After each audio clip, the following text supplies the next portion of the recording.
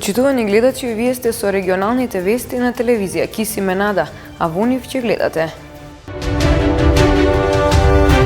По повод месецот за свесноста за ракот на дојката, во Сдруженијето на пензионери во Тетово се вршат бесплатни прегледи во деновите вторник, четврток и петок.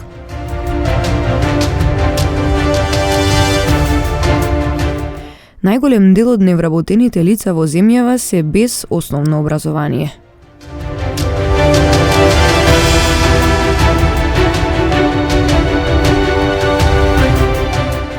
Жител на Беловиште агресивно се однесувал и нападнал полициски службеници, а гостиварец се заканувал на полицаец.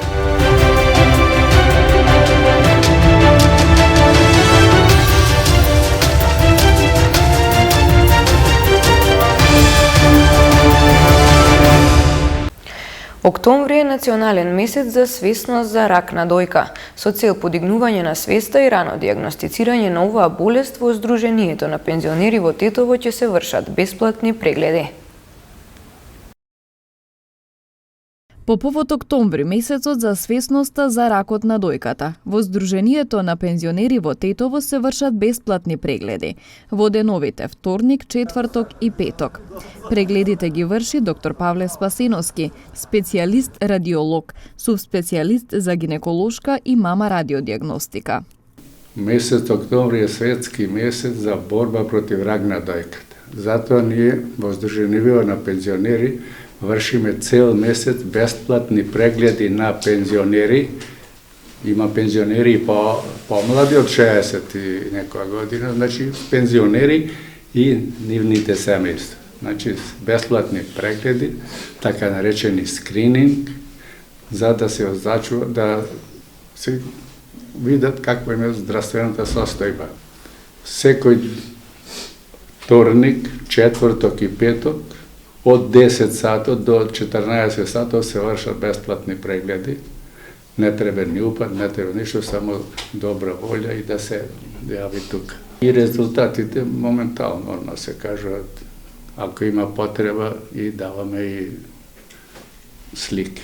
Раната детекција, соодветната диагноза и третман ја зголемуваат можноста за излекување на пациентите со карцином на дојка. Прегледот треба да почне негде околу 15-та година на кој девојчиња. После пубертетот се јавува се што може да се јави, не од малигна гледна точка, него од болести, цисти, тие се многу болести хормонски зависни. И тие ствараат проблеми од болки и други работи, што значи за сите може да превенцијата да биде некоја.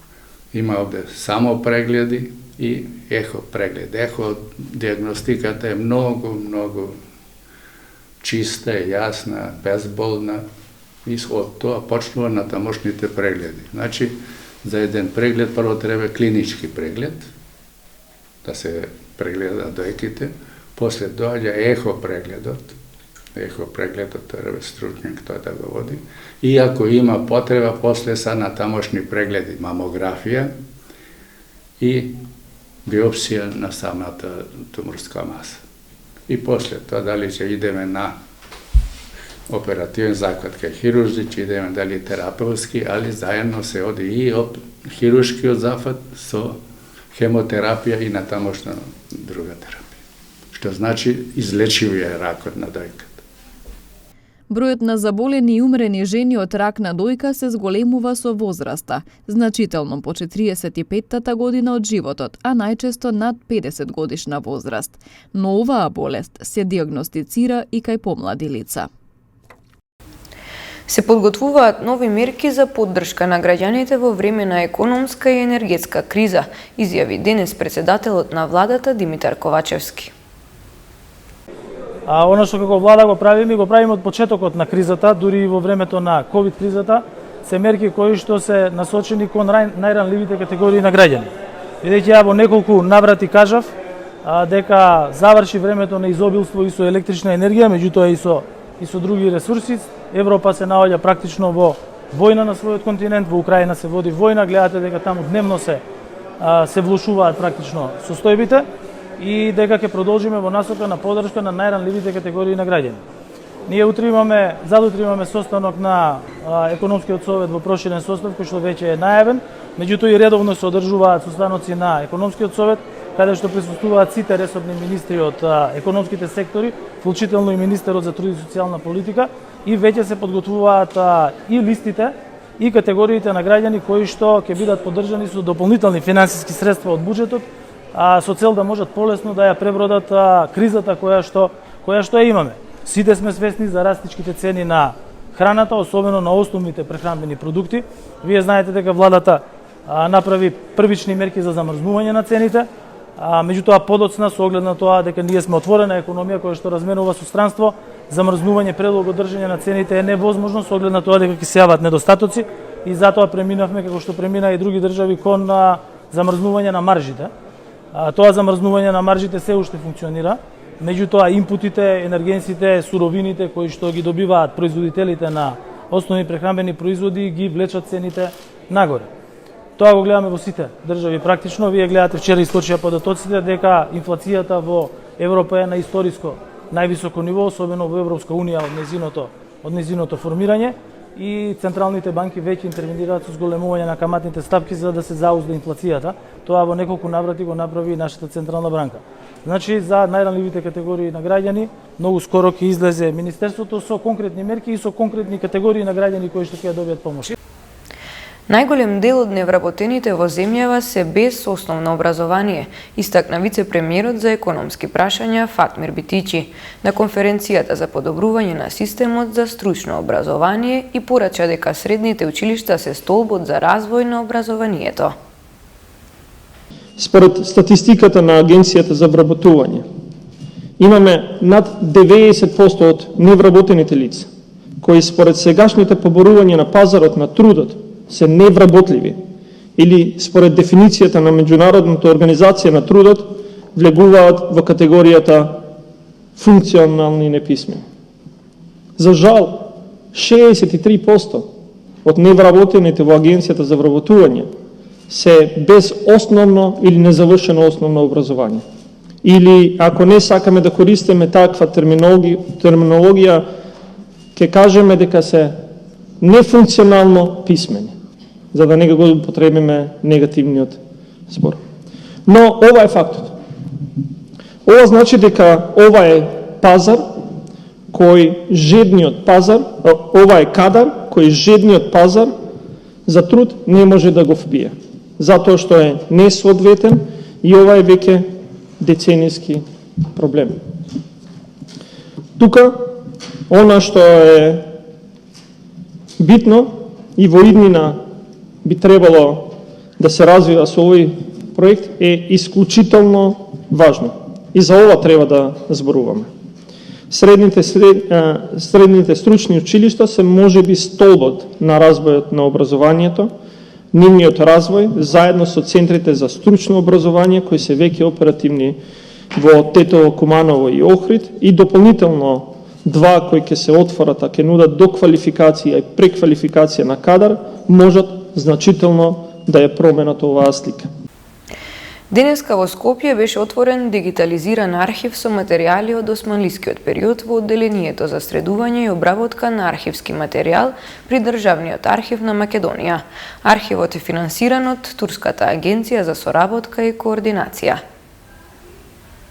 Самото доаѓање како директор на оваа институција ветив дека ќе формираме едно одделение за османлискиот период. Тоа еве денеска се реализира со опрема што ја донира агенцијата ТИКА, турската агенција, со која имаме одлични односи и добра соработка. Би рекол дека генерално односите со Република Турција се на многу високо пријателско ниво и се надевам дека и понатаму ќе продолжи професионалната соработка, размена на експерти и на дигитализирање на документите што се особено од османлискиот период и од поновата историја. Türk İşbirliği ve Koordinasyon Ajansı Başkanlığı olarak ТИКА е една организација која што постои малку повеќе од 30 години, со своји 17 години со канцеларијата во Република Северна Македонија. ortak tarihi ve kültürel mirasa birlikte sahip çıkmanın gayreti içerisindeyiz. Ние покушаваме, даваме напор и допринос за зачувување на zajedničkото nasljedstvo, zajedničkата istorija. Biz bugüne kadar Osmanlı İmparatorluğu döneminden bugüne kadar yaklaşık 16 binden fazla somut ve soyut kültürel mirasın inşa edildiğini biliyoruz.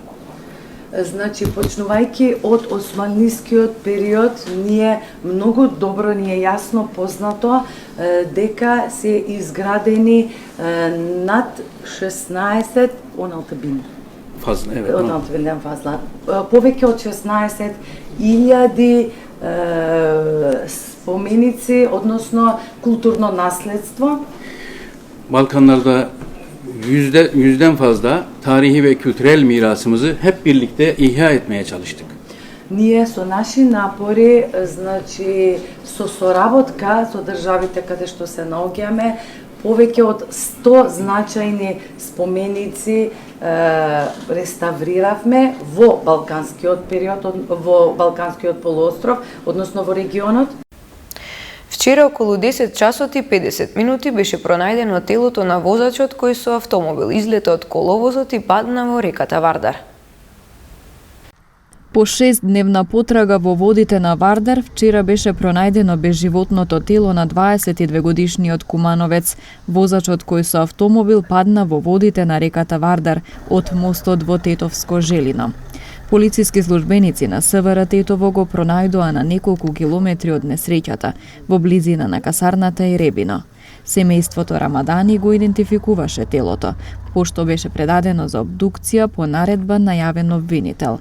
Несреќата се случи на 27 септември, околу 11 часот и 30 минути, кога патничко возило Volkswagen Golf 4 со кумановски регистерски ознаки излетало од коловозот на автопатот Тетово-Скопје од мостот во Желино и паднало во водите на Вардар.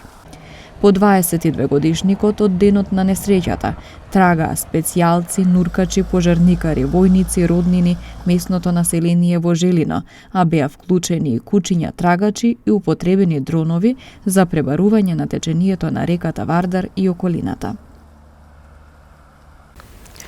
Случаи на кражби причина за приведување во Тетово и Гостивар.